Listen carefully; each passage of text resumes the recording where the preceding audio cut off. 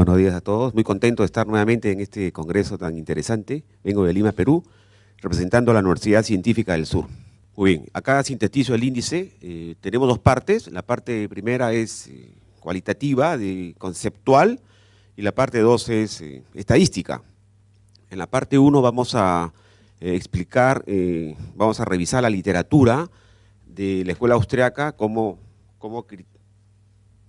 critica a las expectativas racionales, y también vamos a explicar algunos autores, ¿no?, que tocan el tema muy interesante sobre la subjetividad de las expectativas, ¿no? Y en la parte 2 vamos a analizar la tendencia que tuvo en los últimos 10 años, los errores de previsión, tanto del tipo de cambio como de la inflación.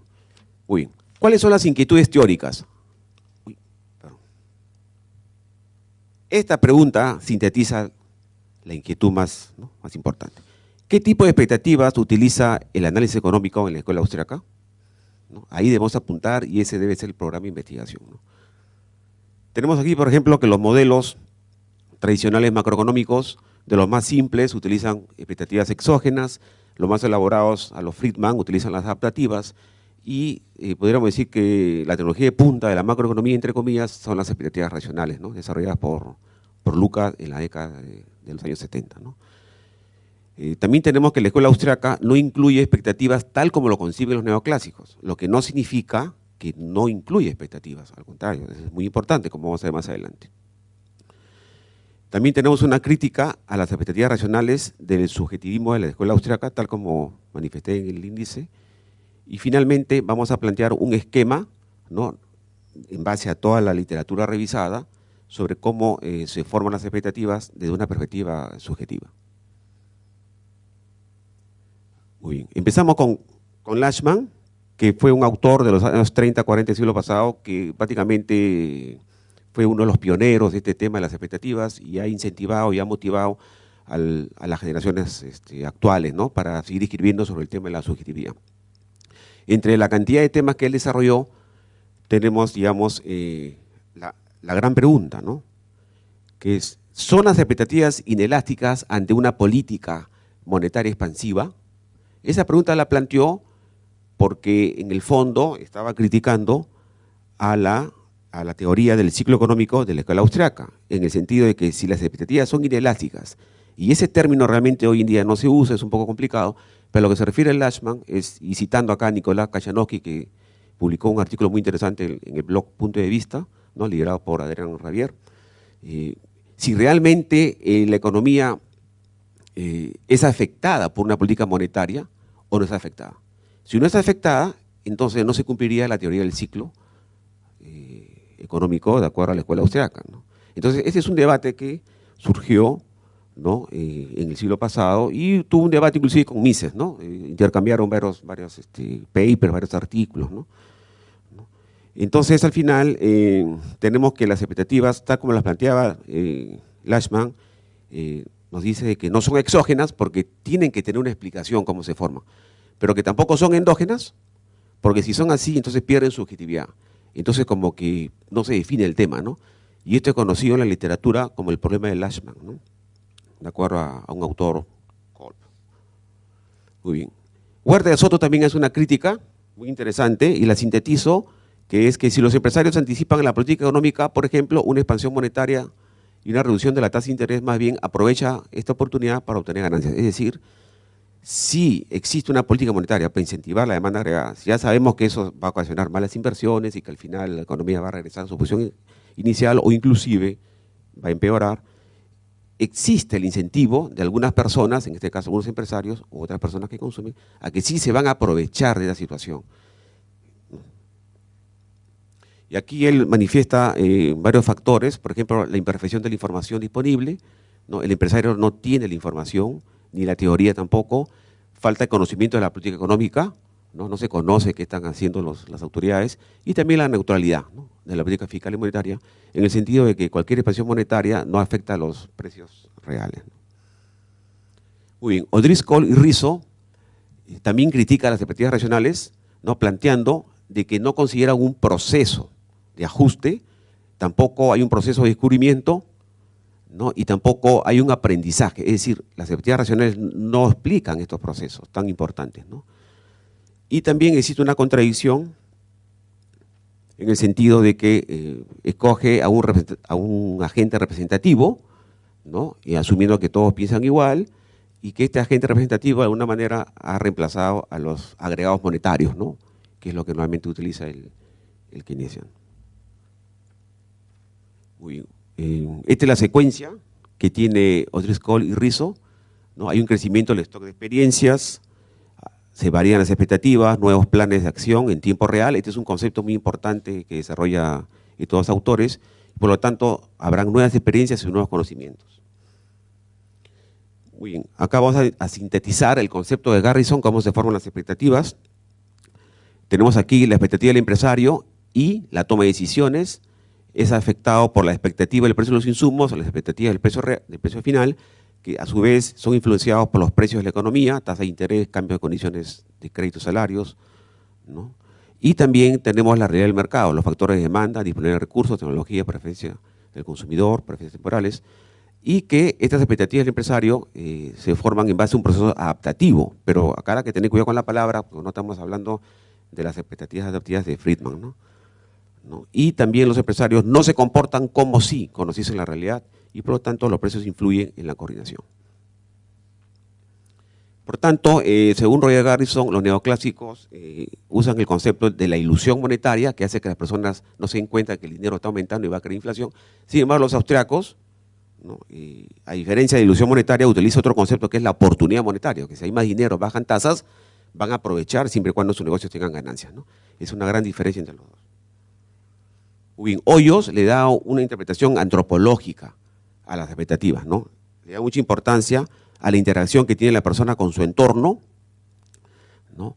Hay un proceso de conocimiento, aprendizaje, adaptación y nuevos conceptos. Acá hay una fuerte influencia de Lachman, obviamente, y que por tanto habrá una acción deliberada, ¿no? Una toma de decisiones en tiempo real, ¿no? Ese concepto también viene de O'Driscoll y Rizzo.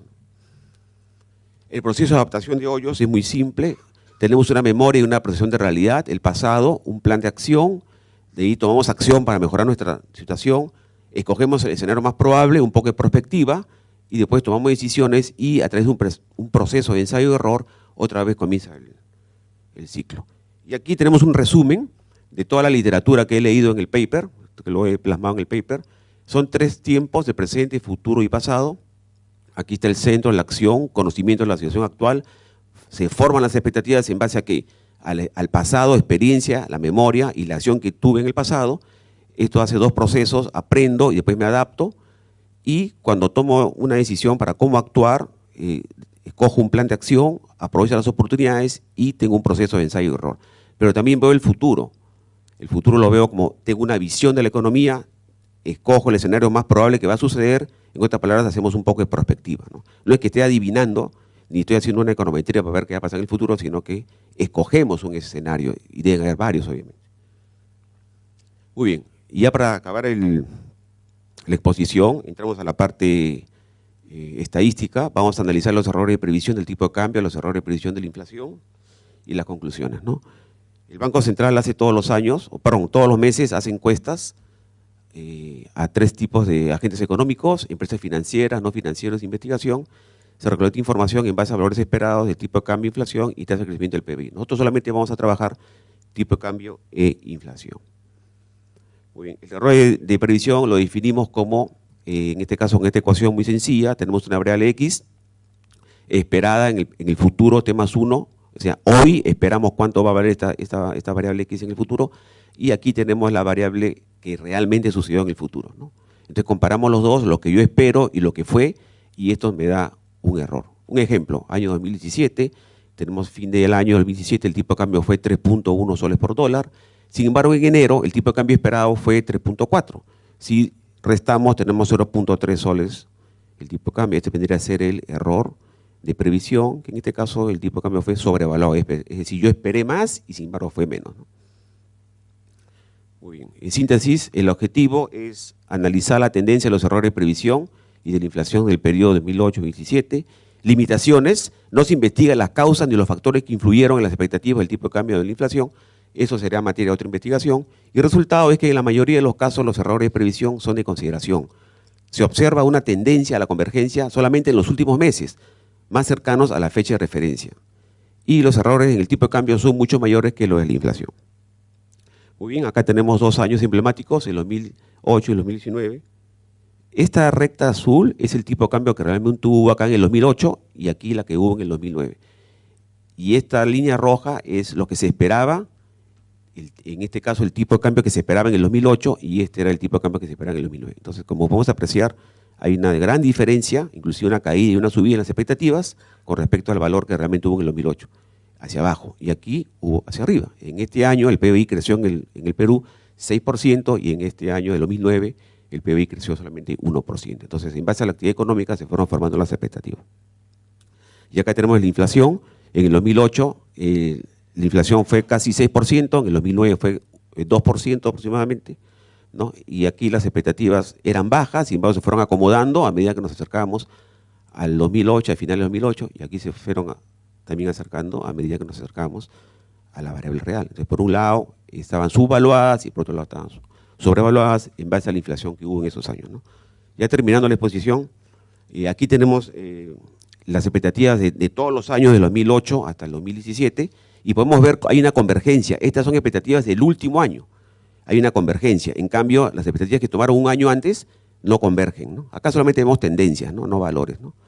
Ese es en el caso del tipo de cambio. Y en el caso de la inflación también se ve una convergencia en el último año y aquí no hay una convergencia en el año pasado, el año anterior, ¿no? Y aquí ya finalmente tenemos un promedio, ¿no? Del valor absoluto de los errores de previsión de la inflación y el tipo de cambio. Entonces, la línea roja es el mismo año y la línea del otro color es del año anterior. Podemos ver que el promedio de los errores de previsión del año anterior siempre fueron mayores que los errores de previsión del mismo año. Sin embargo, acá en el tipo de cambio se ven también unos cambios muy bruscos. Acá se ve cierta homogeneidad en las expectativas de un año con respecto al anterior, sin embargo acá se ve una gran discrepancia, ¿no? Este es el tipo de cambio, obviamente es una variable mucho más voluble, ¿no? Esto definitivamente que da lugar a una investigación, investigando cuáles fueron las causas y los factores externos que influenciaron para que haya una gran diferencia en la expectativa del tipo de cambio con respecto al año anterior o el mismo año. Muy bien, eso es todo. Gracias.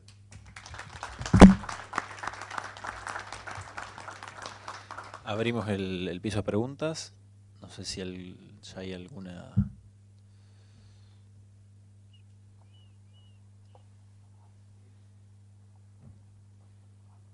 Con respecto a lo que se aplicó sobre la expectativa de meta de inflación que parece que en Perú funcionaron exitosamente, ¿por qué? No sé si usted conoce el caso argentino que se ha implementado desde el nuevo gobierno de colocar expectativa de inflación que han tenido que resolverse año a año porque claramente ha habido una divergencia de varios puntos de diferencia.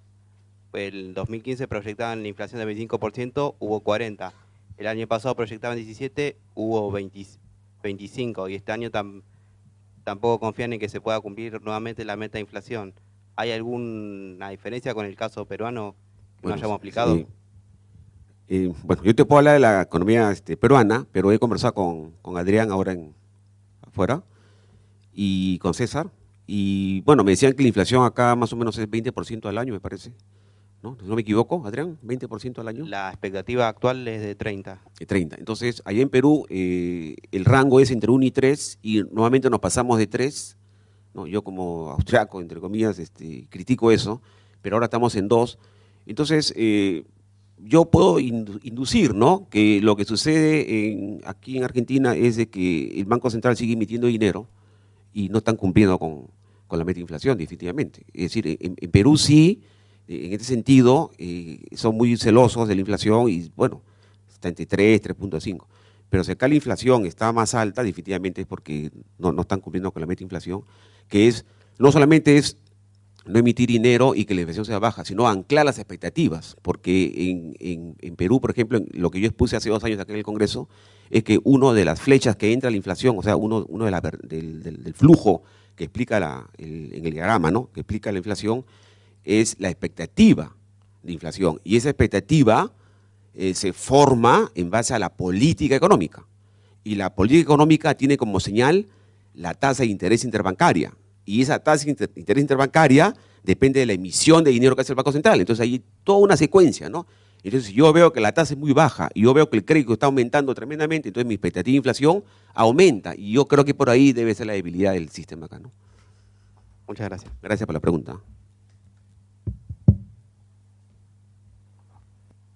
Muchas gracias por la presentación.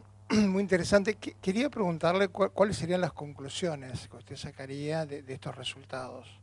Sobre todo la diferencia entre la corrección de las expectativas de inflación y las de tipo de cambio. Sí, esa es una buena pregunta. Yo lo que he analizado es la tendencia y he podido observar que el error de previsión, es decir, la diferencia entre lo que yo espero y lo que es, solamente hay una convergencia en los últimos meses, 3, 4 meses. Antes hay mucha diferencia. Entonces, yo lo que puedo inducir conceptualmente es que las expectativas se van adaptando en base a cómo va cambiando el tipo de cambio actual. Entonces, el agente, la persona, el jugador, se va adaptando y va diciendo, el tipo de cambio está bajando, entonces yo espero menos. El tipo de cambio está aumentando. Porque el análisis que yo he hecho de tendencias definitivamente nos arroja de que de 3 meses o 4 meses hacia atrás hay una gran diferencia entre el valor esperado y el valor que realmente hubo, ¿no? Pero ahora, definitivamente hay que investigar las causas por las cuales, por ejemplo, en el tipo de cambio hay una gran diferencia y es muy voluble el cambio. No sé si puedes… sí. Aquí, ¿no? Por ejemplo, ¿no? Acá normalmente hay 2 picos muy fuertes, ¿no? Una gran diferencia con el esperado, ¿no? Entonces, ese es un tema de investigación. ¿Por qué, no? ¿Cuál es la causa por la cual hay tanta diferencia? Pero lo que sí yo he podido demostrar con este análisis estadístico, ¿no?, es de que la convergencia se da en los últimos meses, por un lado, y por otro lado el tipo de cambio, el error es mucho mayor que los errores en la inflación, ¿no? Bueno, los invito a despedir a Marco Antonio con un fuerte aplauso.